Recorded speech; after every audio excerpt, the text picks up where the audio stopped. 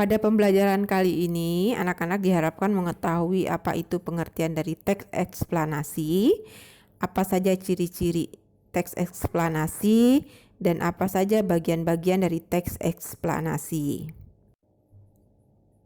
Berikut ini pengertian dari teks eksplanasi. Teks eksplanasi itu adalah teks yang isinya berupa informasi tentang fenomena, baik itu fenomena alam, pengetahuan sosial, tentang budaya, dan lain sebagainya. Nah, teks eksplanasi ini berisi fakta nyata, ya, dapat menjawab pertanyaan tentang bagaimana dan mengapa fenomena itu bisa terjadi.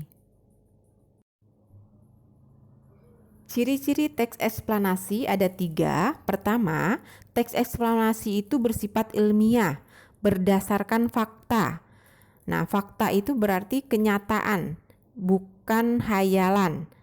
Nah, fakta itu didasarkan dengan sebuah teori dan harus dilakukan sebuah penelitian. Ya. Yang kedua, ciri kedua teks eksplanasi itu adalah bersifat objektif. Dia menjelaskan hal-hal yang bersifat objektif didukung dengan teori yang relevan. Ciri yang ketiga adalah tidak bersifat mempengaruhi. Jadi teks eksplanasi ini tidak bersifat mempengaruhi. Teks eksplanasi hanya memaparkan fakta. Berikutnya adalah bagian-bagian teks eksplanasi. Jadi dalam sebuah teks eksplanasi itu terdiri dari beberapa paragraf. Nah, dari paragraf-paragraf tersebut ada 3 bagian. Pertama ada pernyataan umum, kedua deretan penjelas, dan ketiga penutup. Nah, pada paragraf pertama itu disebut pernyataan umum atau pembukaan yang isinya tentang informasi singkat tentang hal yang akan dibahas. Setelah paragraf pembukaan, berikutnya adalah paragraf deretan penjelas atau isi.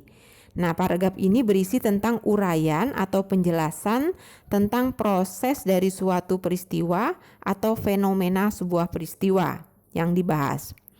Yang ketiga, setelah paragraf isi, masuk paragraf berikutnya yaitu penutup atau kesimpulan. Nah, paragraf terakhir ini merupakan pendapat penulis mengenai fenomena yang dibahas di atas.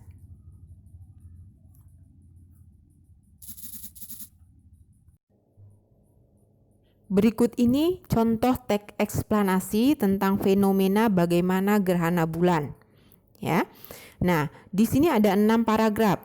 Pada slide Ibu ditampilkan ada 6 paragraf. Dari 6 paragraf ini, paragraf pertama dan kedua itu pernyataan umum atau pembukaan. Nah, dalam pernyataan umum ini menjelaskan apa sih gerhana bulan tersebut. Paragraf ketiga, keempat, dan kelima merupakan paragraf isi atau deretan penjelas. Nah, deretan penjelas ini menjelaskan bagaimana dan mengapa gerhana bulan itu terjadi.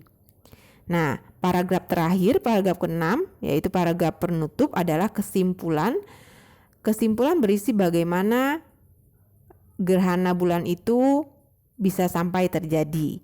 Nah, inilah contoh teks eksplanasi tentang terjadinya gerhana bulan.